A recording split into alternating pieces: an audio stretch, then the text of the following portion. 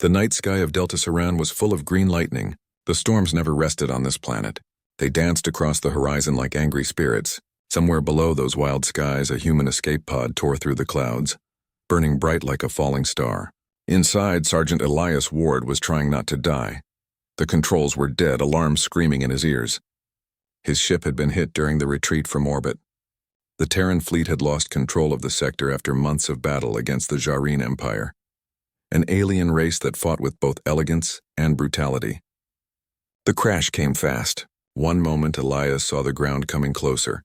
The next, darkness took him.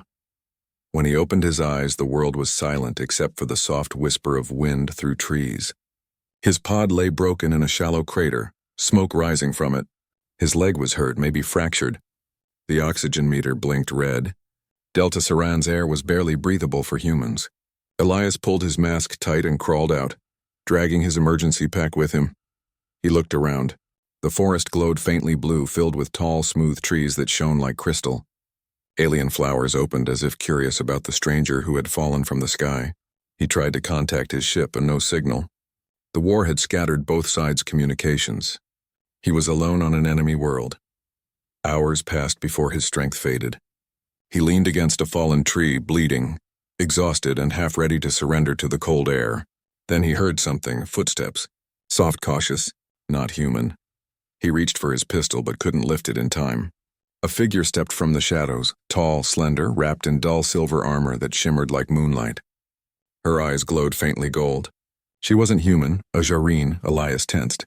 This was it, capture or worse. But she didn't raise a weapon. She tilted her head, studying him as if trying to decide whether he was dangerous. "You are human?" she asked, her voice calm but curious. The translation implant in his ear struggled, distorting her tone. He nodded weakly. "Yeah, I guess so." She looked around, scanning the forest.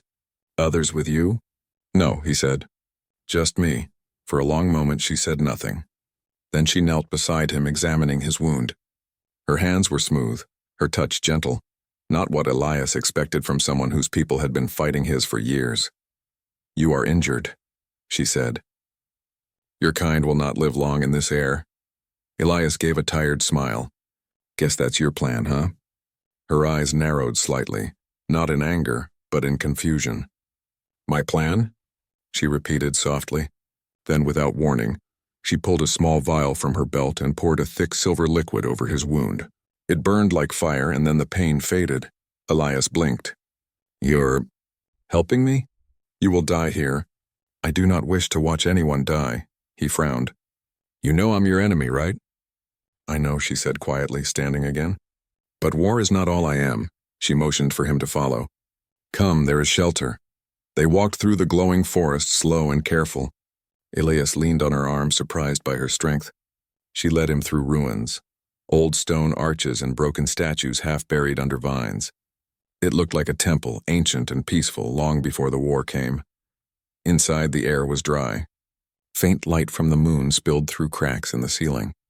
She helped him sit near a small fire pit, then used her wrist device to ignite a clean blue flame.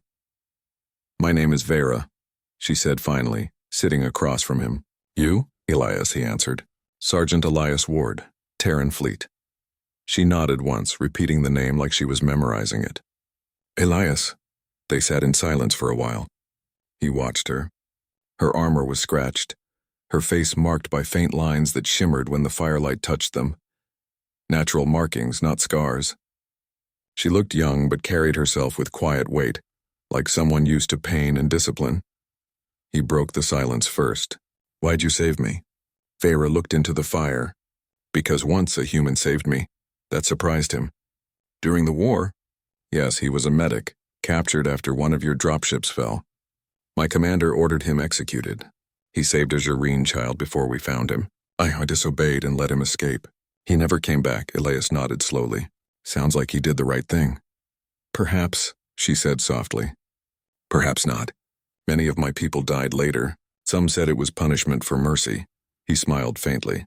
"Then I guess we're both breaking rules today." For the first time, she almost smiled. It wasn't wide, but it was real. Days passed. Elias healed slowly under her care. She scavenged food, fruits and roots that humans could eat with filters. She repaired his suit's oxygen regulator with alien tools. When storms passed overhead, they stayed inside the temple, sharing stories. Elias told her about Earth, about oceans, cities that never slept, and rain that smelled like metal on hot concrete. Vera listened with fascination. Her people lived mostly underground, avoiding the deadly storms that scarred Delta Sirens. Surface, she told him about her. Worlds past when the Jareen once lived, freely under the open sky before their sun grew, unstable and forced them to hide. She told him of her people's obsession with perfection, how beauty and strength were all that mattered in their society. You humans, she said one night, speak of beauty differently. You praise what is flawed, Elias chuckled. We call it character. Vera tilted her head. Character. We do not have a word for that. That's because it's something you earn, he said, not something you're born with. She looked thoughtful. For a long time, neither spoke. The fire crackled softly, the sound of the storm fading outside. Later, as he was falling asleep, he heard her whisper to herself in her own language. Soft, melodic, almost like a prayer. He didn't understand the words, but he heard the tone, sadness mixed with hope. The next evening, Vera returned from scouting with worry in her eyes. Patrols are close, she said. My people are searching the forests. They must not find you. Elias tried to stand. Then I'll move out. No, she said sharply. You are not strong enough yet. I can't stay here and get you in trouble. She looked at him for a long time.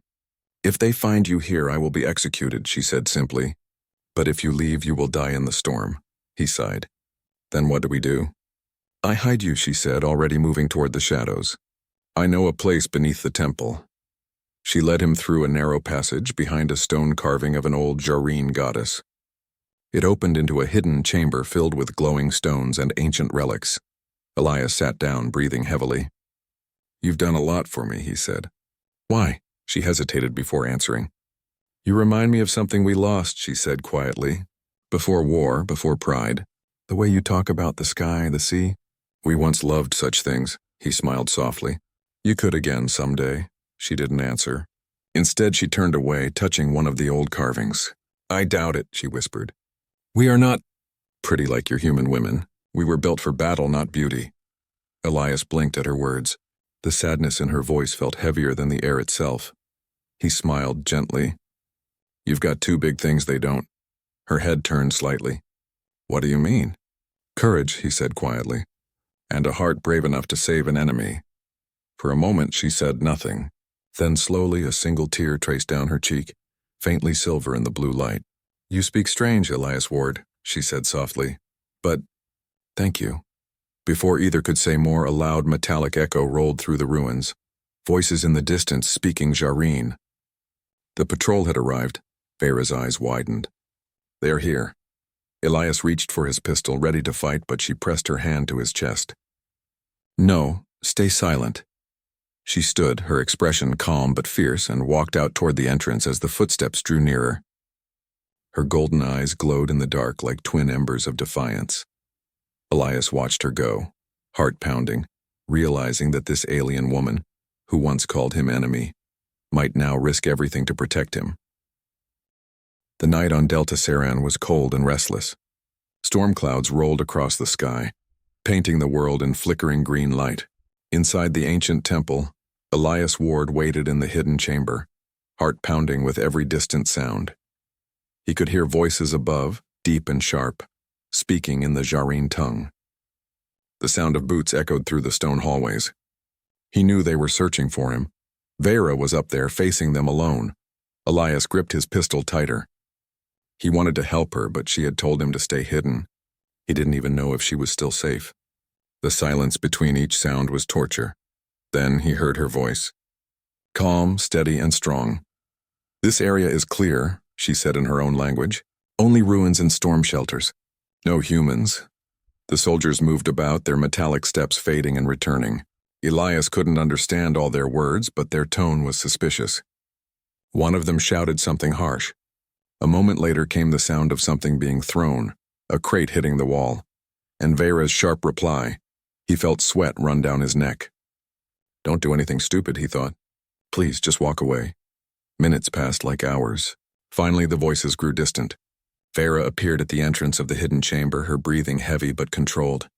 "They are gone," she said softly. "For now." Elias exhaled hard, relief flooding through him. "You okay?" She nodded. "They questioned me, but I told them I was searching for human wreckage. They will not come back tonight." He noticed the edge of her armor, dented, cracked. "They hit you?" Her expression didn't change. "It is nothing. I have survived worse." Elias looked at her, feeling anger and guilt twist together inside him. "They'll keep coming, won't they?" "Yes," she said quietly. "More patrols every day. They fear humans still roam this forest. They fear what you might bring." "What I might bring?" he asked. She looked toward the cracked ceiling where lightning flashed above. "Hope, your people are not like us. You fight to protect, not to dominate. The High Command fears such ideas will infect our soldiers." Elias smiled faintly. "Guess I'm contagious then." That almost made her smile. "Perhaps," she said softly. Over the next few days, they moved deeper into the forest. Vera led Elias through secret paths, ruins, and tunnels carved by ancient builders. She knew every shadow, every echo. He followed quietly, his strength slowly returning. He noticed how she walked. Not like a soldier anymore, but like someone who carried a burden heavier than her armor. At night, they camped in hidden caves. The blue fire from her survival kit cast soft light on the walls, showing strange drawings of winged Jareen from long ago, their people before war and pride. Elias sat beside her one night, studying one of the murals. "You had wings once?" Vera nodded slowly. "Yes, long before we made our bodies stronger and colder. We were closer to the stars then. We changed ourselves to survive the storms. But we lost something in the process. What did you lose?" She looked at him with tired eyes. "Wonder, the will to dream." He was quiet for a long moment. "You know, humans change too," he said softly. "We build machines, fight wars, break things, and we also lose a little wonder each time. But somehow we always find it again." Vera tilted her head. "You speak like a poet," he smiled. "I used to fix engines. Closest thing we have to magic."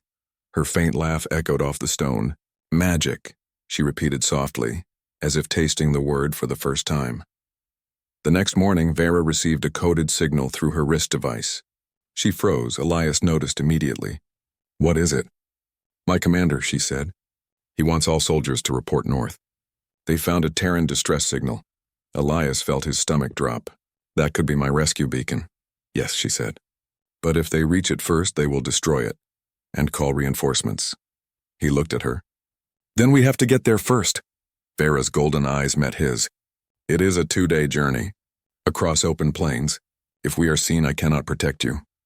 Elias stood. "You already saved my life once. I'm not going to sit and wait for death again." She hesitated, torn between reason and instinct. Finally, she nodded. "Then we move at dawn." The plain stretched like an endless desert of ash and glass. Shattered metal from old battles lay half buried in the sand. The wind carried faint static from the storms above. They walked side by side, using the wreckage as cover. Elias limped slightly but refused to slow down. Vera adjusted her scanner, constantly checking for patrols. At noon, they found the remains of an old Jareen outpost. Inside, half-broken machines still hummed faintly. Vera scavenged energy cells while Elias inspected a dusty communications panel. "This thing could boost the beacon's range," he said, wiping the console clean. "If we connect it to my transmitter." "Do it," she said. But fast. He worked quickly while she stood guard. For a moment, everything felt almost normal, like two soldiers working together, not enemies. When the signal pulsed alive, Elias smiled. "It's broadcasting. They might hear us." Vera's eyes softened. "Then your people will come."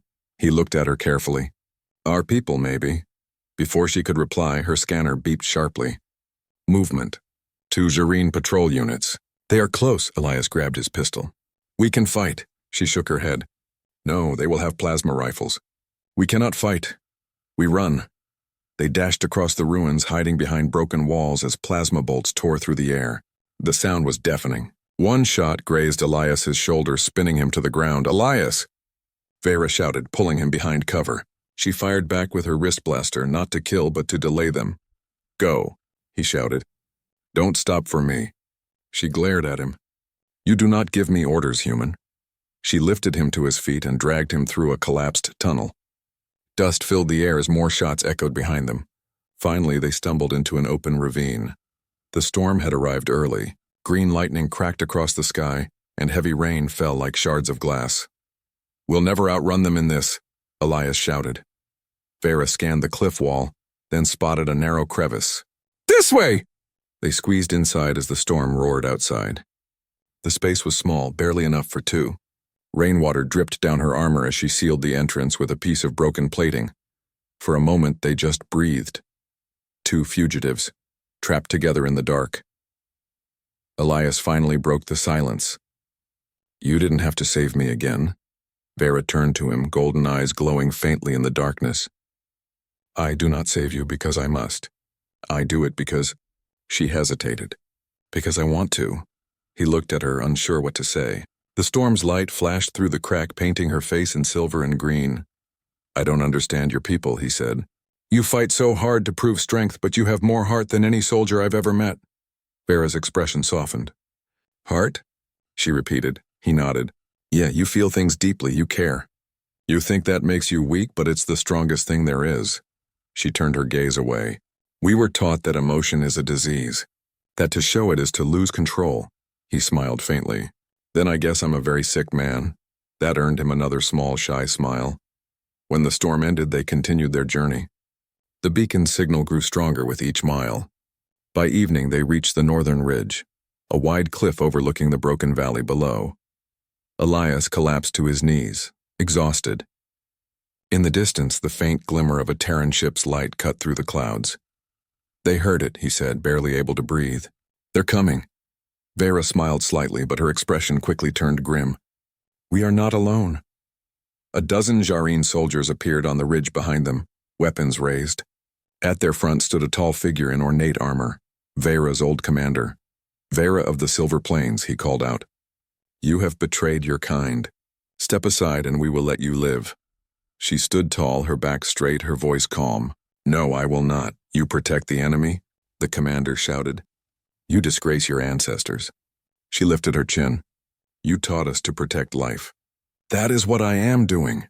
The commander's eyes blazed with fury. "Then you will die with him." The soldiers aimed. Elias tried to rise, weapon shaking in his hand. But before he could fire, Vera moved like lightning, knocking him aside and raising her arm.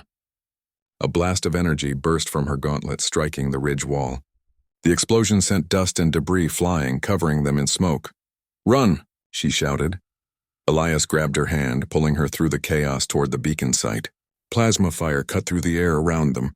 One blast hit Vera's shoulder, but she didn't stop.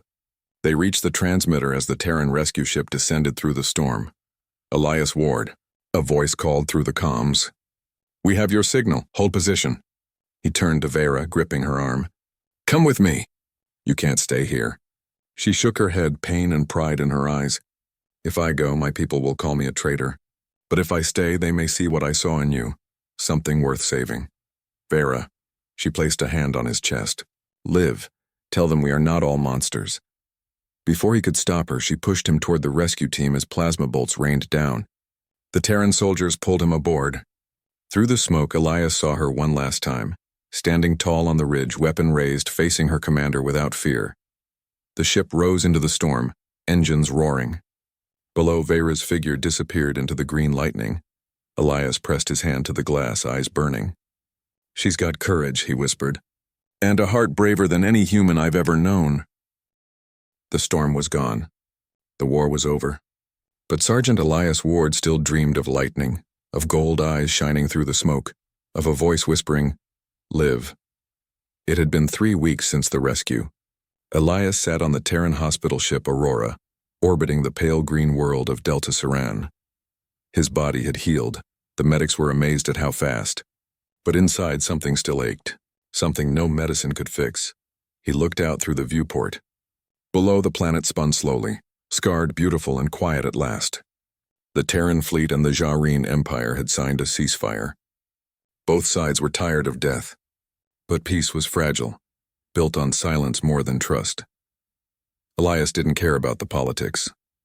He only cared about one question. Was Vera still alive? He had asked command for information, but the reports were confusing. Some said a Jareen female officer had defected after helping a human. Others said she had been captured and executed. No one knew for sure. That uncertainty gnawed at him every hour of every day. One evening, Captain Reeve, his commanding officer, visited him. She was a tall woman with sharp eyes but a kind smile. She handed him a datapad. "Ward, you've got clearance to join the first peace envoy heading planetside." "You earned that right," Elias blinked.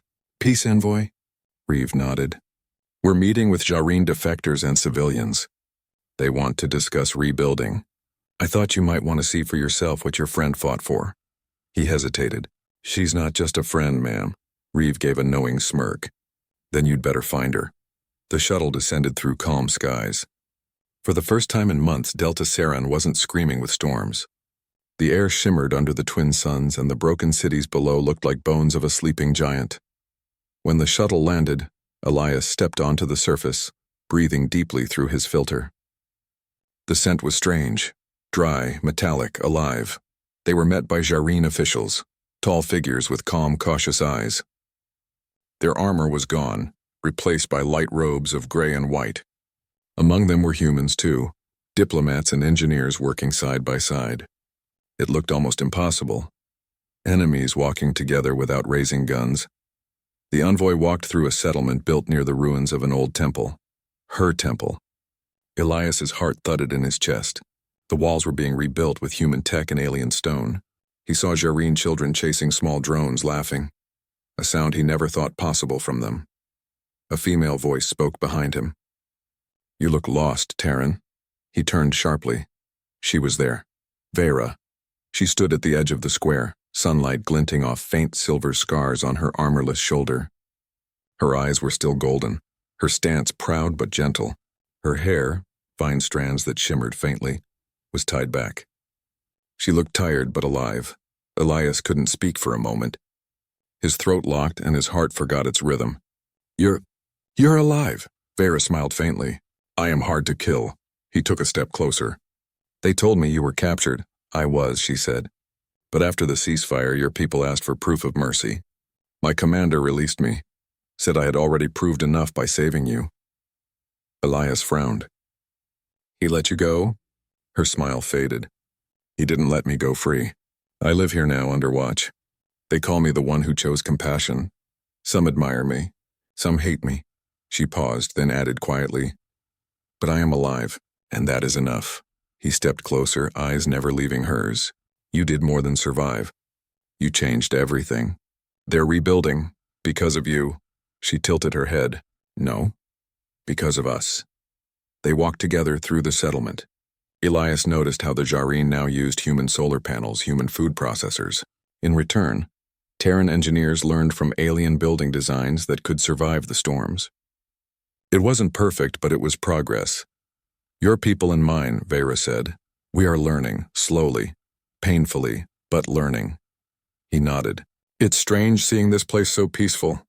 When I crashed here, it felt like the end of everything." She looked at him. "And now?" He smiled. "Now it feels like a beginning." They stopped near a small garden where plants from both worlds grew side by side. Green Terran vines and silver Jareen flowers twisting together around a pillar of stone. Vera touched one bloom gently as if afraid to break it. "It reminds me of something," she said softly. "You once told me about rain. I wanted to see it." Elias laughed quietly. "Trust me, you don't want rain. It's wet, cold, and makes everything smell weird." Vera gave a small laugh, the sound like wind through glass. "You always speak strangely, Elias Ward. Strangely good or strangely bad?" She tilted her head, pretending to think. "Strangely human." Later that day, they climbed a nearby hill overlooking the settlement. The sun was setting, painting the world in gold and violet light. From up there, Elias could see the horizon stretching forever. No guns, no ships, just peace. Vera stood beside him, silent for a long time. Then quietly she said, "I did not think I would see this day. My people always said peace was weakness, but now, I think maybe peace is the strongest thing." He looked at her profile, the way the sunset glowed against her skin. "You made it happen. You showed them courage." Her golden eyes met his. "You taught me that courage is not the absence of fear, but the will to face it," he smiled faintly. "You remember that?" I remember everything, she said softly. For a moment silence fell between them, not empty but full of meaning. The wind brushed past, carrying the faint sound of laughter from the village below. Then almost shyly, Vera spoke again. Elias, and when I saw you again today, I felt something strange, relief, fear, and... She hesitated. And I wondered if you still saw me the same way you did before. He frowned, not understanding. What do you mean? She looked down, her voice barely above a whisper. When I told you once that I was not pretty like human women. She smiled faintly, almost embarrassed. I still remember your answer.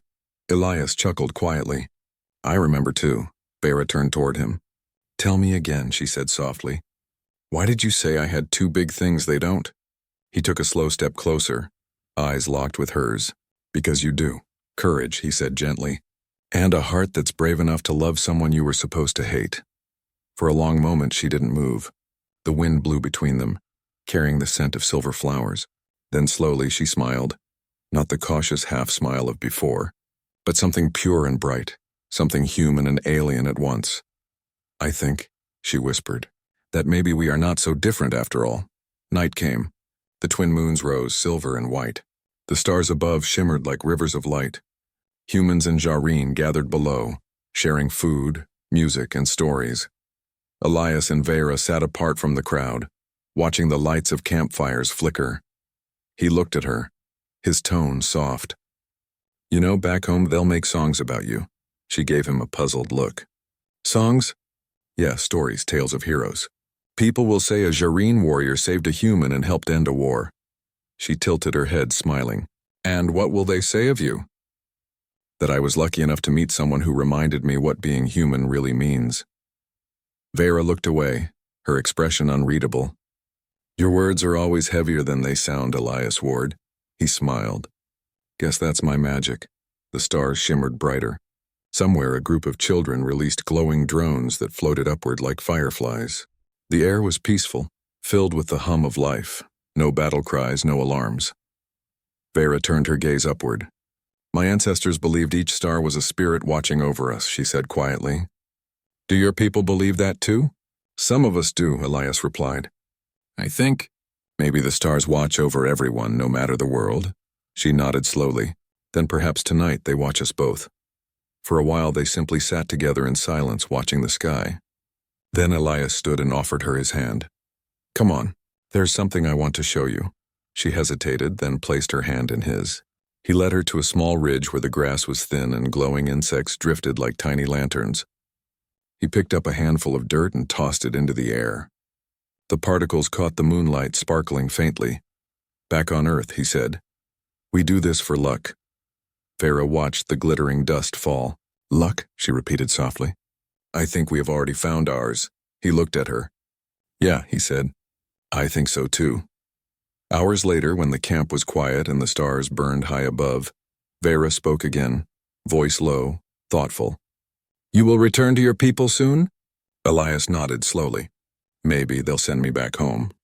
But I'll come back here, if I'm allowed. Her eyes softened. Then I will wait, he smiled gently. That sounds like a promise. It is, she said. And when the twin moons reached their highest point, she turned toward him with that same quiet smile, the one that had once lit the ruins of a war-torn temple, and said, Thank you, Elias Ward, for seeing beauty where others saw an enemy. He looked at her, heartful. No, he said softly. Thank you for showing me what beauty really is. They stood there under the stars, two beings from different worlds, no longer enemies, no longer strangers, just two souls who had found each other in the ashes of war. Above them, the stars burned brighter, as if the universe itself had decided to smile.